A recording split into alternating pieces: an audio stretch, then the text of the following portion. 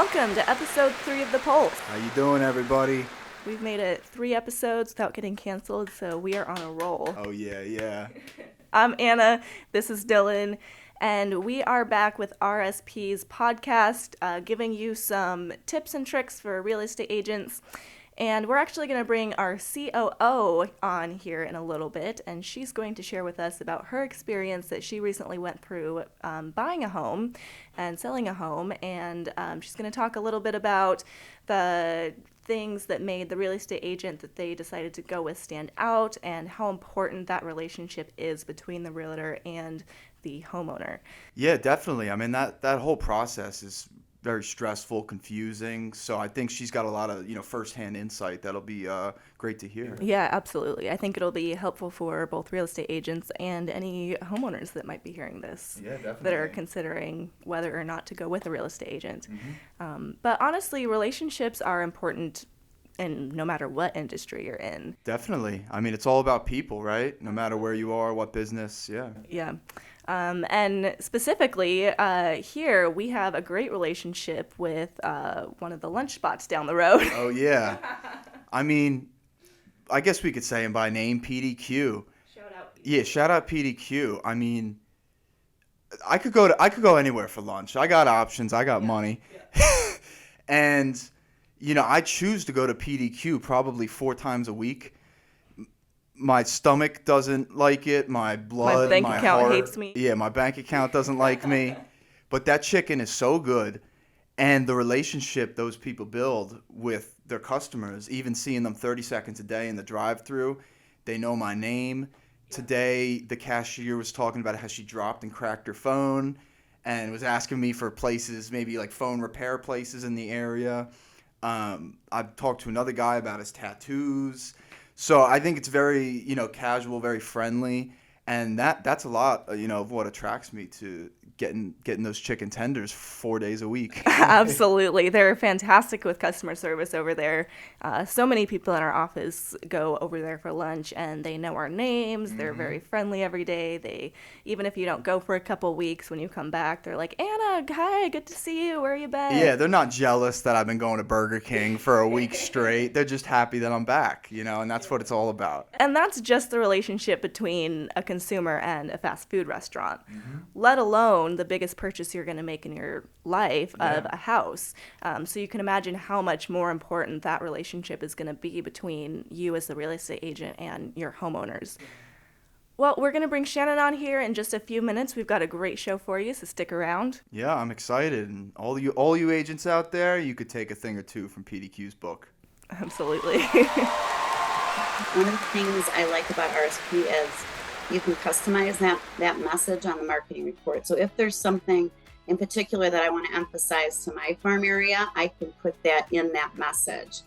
Also on the bottom of the report where the featured properties are, we can feature our own properties. So there's going to be either our listings or our recent solds, many times is what's going to be on the bottom. So that's just another way to advertise our listings for our clients.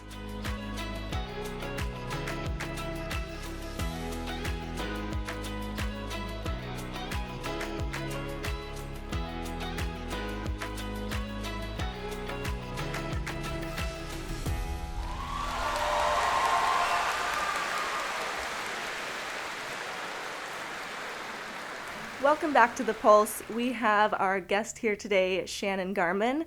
She is our beloved COO here at RSP, the data-driven marketing company for real estate agents. And not only is she here with us at the company, but she also just went through the process of selling her home. So she went through the whole process of finding a real estate agent that she trusted and wanted to work with. So she's here today to give us a few tips about what made her real estate agent really stand out and how you can make yourself stand out for your future homeowners. Thank you for joining us, Shannan. Well, thanks for having me. Absolutely. Yeah, so what a crazy whirlwind the last few years have been in this market. I mean, unprecedented for many of our agents out there, for the market itself, and even within our company. So, pre-pandemic, You had your normal, real estate. Most of them had been in the field for a while that were really successful, and then 2020 came around, right? And so when the pandemic started, you had houses that couldn't even sell. We were actually looking to sell our house back during March of 2020. Oh no. Yeah, we're getting ready to put a contract on a house. They had accepted our offer, and we were in the process of writing the contract out. And that day, my agent called and said, I don't know. I mean, all this stuff's going on about COVID. I'm getting nervous with the market. And so at that point, we pulled back, which hindsight 2020, I kick myself. It was a great time to buy those first few months. But, at the beginning, a lot of people didn't know. They were Absolutely. really There was a lot of scared. uncertainty. Nobody knew what was going to happen. Yes. And so, even with builders, everything kind of froze. People weren't going to work. They weren't able to ship in supplies from other countries. So a lot of the builders weren't able to build. And so the whole market kind of went into this standstill. I'm going to circle back to that agent later because it's actually not who I ended up using, and I'll give good reason as to why. But so the last few years, wow, crazy. The first few months, March through June-ish of 2020, it just froze. So people weren't really buying, but man, you could get a really good deal on a house because prices were falling, they were selling. And then to stimulate the buying, of course, the Fed came in and gave these really great, interest rates to help push spending. You had the government giving out stimulus. So then people, as the economy slowly started to reopen, you had people that were going and saying, wait a minute, this is a great time to buy a house. But of course, the caveat being, now you had all these people wanting to buy a house. The interest rates are low. A lot of first-time home buyers were able to buy that couldn't do it before. But now you don't have enough houses. Right. So, it was an interesting market. So slowly prices started to rise, but it was still a quick turn because the second something came onto the market, it sold. Oh yeah, they were flying. Yeah, you had houses that would be a pocket listing and it would never even hit the market, yeah. and it would be sold. So at that time, the housing market gained more value during 2020 than it had since 2005. Oh wow. Which is just crazy. And so you had a lot of agents jumping into the market, unseasoned agents wanting their piece of the pie. But you had very few agents really understand the importance of continuing to build relationships. A lot of agents that had been in the market for a long time recognized this may not go on forever.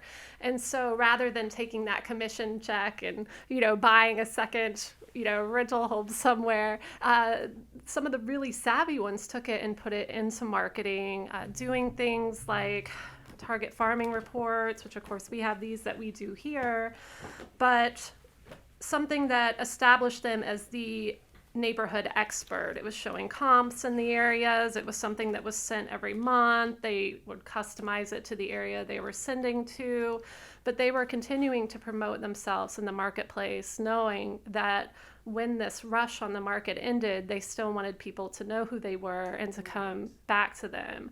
And so, of course, that did start to change, right? The Fed looked at the spending and inflation and everything that was going on and said, whoa, it's time to pump the brakes.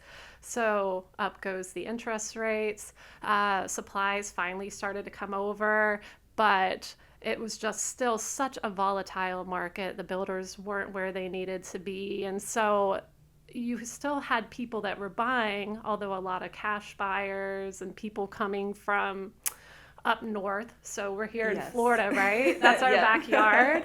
And so people were going, I don't want to be stuck up in the cold, not able to go out and do things. So we had a huge flood down here, but it wasn't quite as easy for agents to sell as what it used to be. And then, of course, this last year, with the interest rates going higher and higher, now homes that used to turn in a day were taking months. Now we're sitting on a couple of months being the average, at least down here. And this is in March of 2023 for this interview, just to give perspective, because 6 months from now, I would probably be saying something different even. Right. So it's just been absolutely crazy. And when I mentioned earlier about the agent, kind of when we started to really think about selling, which we did kind of back in December, we took a look and went, I really think things are going to change even more, and we kind of want to jump in before the value of homes goes down even more. We had just remodeled our kitchen, which I know my husband hated because we had those great double ovens, and he's a cook, a chef at heart and by trade for a number of years. But we decided to go ahead and jump in and do that. But I didn't use the agent that we had talked to 4 years earlier because he never stayed in contact with me. Yeah, so he never reached out, even sent something as simple as, a just sold postcard, just or something to keep his face in front of you, stay in contact with you, let you know, hey, if you need me in the future, I'm here. Exactly. Yeah. Exactly. And so for us, it's a kind of a two-pronged approach. Yes, I'm looking for somebody that I recognize as an expert. I don't want to give my time, my business, the success, hopefully, that we would get from our house, which impacts our, family's ability to save, spend, and do as we would, to just anybody coming right off the street. I want to know that it's somebody I can trust, that has a good track record. So I was looking for somebody that was knowledgeable on what's going on in the markets, but I was also looking for somebody that really built a relationship with me. And so the realtor that we ended up using was somebody that I had met in one of the moms groups I'm in. I have a 6-year-old little girl, and so I was a part of the moms group in our local area. She was active in that. She actually helped answer questions for my mother when she was buying a condo. Even though she didn't end up using her, she had a situation where she went with somebody else by necessity. She stayed in contact with me even on Facebook, corresponded with me, gave any help that I ever needed, was genuinely concerned with how my family was doing. She would do things like create care packages for the local hospitals during the height of the pandemic. It was really amazing. And even for past clients or referrals, she would bring them. Yoder's pie is really big in this market. It's Amish. Yoder pies oh man. So good. Delicious. And every Thanksgiving, they would bring a pie to anybody that referred to them or bought from them within the last year. That's amazing. Yeah. So they would constantly give back of their time, of their hearts. They would stay in touch with you. They were very knowledgeable in the industry, and that was super important to us. I think sometimes as a homeowner now, I've had people go, well, why use an agent? Why not just go about it yourself and do that? For me, it's so simple because, one, I don't want to spend the hours and hours of time trying to come up with some great ways to photograph my house. I certainly wouldn't have thought to use staging, drone footage, which is becoming more common now. I wouldn't have known certain things that could lower the value of my house during the sale, which they brought to my attention, and even helped me to do some of them. Simple things like taking the screens off and pressure washing the windows to make them shine. I would have never had any idea of that. Right. And things like giving me tips on how to keep the process really stress-free, which is super important. Working full-time, being a mother, a wife, all the things that come along with that. So I wanted to keep it as stress-free and simple as possible. And knowing all the local regulations for the areas that we lived in, we have an HOA, so there's a lot of little things that come with that. They were able to guide us on. So I couldn't have imagined trying to do all that myself. It was worth it 10 times over to have an expert doing that for us. Absolutely. Yeah. Just take some of the stress off your plate. And like you said, they are the experts in all of the little details, especially the local details like HOAs and everything that goes along with that. So to have somebody that is really savvy about the area that you specifically live in is hugely helpful when you're selling. Absolutely. Yeah, and so that's what I always talk about when I speak with an agent that's just starting out. What are you going to do to set yourself apart? Because there are so many agents. I know, and since October to January, about 100,000 left the field as it got harder and harder to sell a home. It wasn't that immediate turnaround. You actually had to put more effort into the process of selling it and be more knowledgeable to attract clients. But there's still a lot of agents out there. So just saying I'm a real estate agent, I'm a realtor is not enough anymore. So it's sending the quality pieces that make you the expert. It's getting out in your community. You know, maybe you sponsor a local baseball team. Maybe you become a part of the chamber. You join a local mom's group or father's group or parents group. If you're a parent yourself or a care provider, you might walk your neighborhood and do garage sales and just keep in touch with your clients or prospects. And even if you think that person just bought that house, maybe you help them find a house and you say, oh, they just bought, they're not going to do that for the next couple of years. But what about who they know? Right. So not only did we buy a house, but we referred somebody to her who also bought a house. So even if you think you might not have a shot with that person, you could have a shot with that person's mother, father, sister, friend.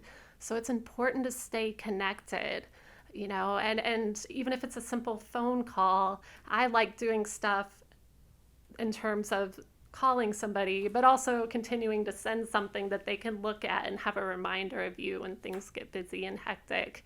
And for me, with what we do, of course, I'm always a big fan of, touting your sales, but at the same time, it can be something even fun like a football calendar for the coming year that they keep on the fridge.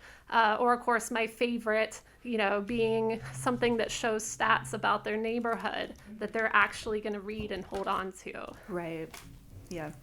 So it sounds like the biggest part of finding a good real estate agent for you was the relationship aspect of it and the relationship that you had with your realtor. And like you said, some realtors think, well, that person just bought, they're not going to be buying again. But to your point, you did work with somebody a while back, and now here years down the road, you're ready to buy again. And you may have gone with that person if there had been a relationship that had continued over those years.